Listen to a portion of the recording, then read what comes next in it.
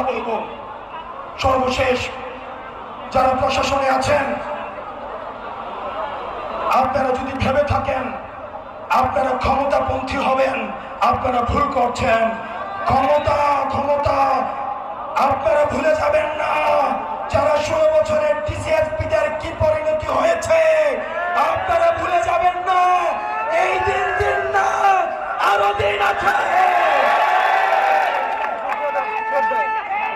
আমরা আপনাদেরকে বলবো না আপনারা এনসিপি পন্থী হন, আওয়ামী লীগ পন্থী হওয়া, রাজনীতিপন্থী হওয়ার কি পরিণতি আপনারা দেখেছেন। সীমান্ত পাড়ি দিয়ে ভারতে পালিয়ে যাওয়ার সুযোগ হয়েছে, ক্যান্টনমেন্টে পালিয়ে যাওয়ার সুযোগ হয়েছে। এই ডিসিএসপিদের আর বাংলাদেশে যদি কেউ স্বৈরাচারের পক্ষে অবস্থান নেয়, যদি কেউ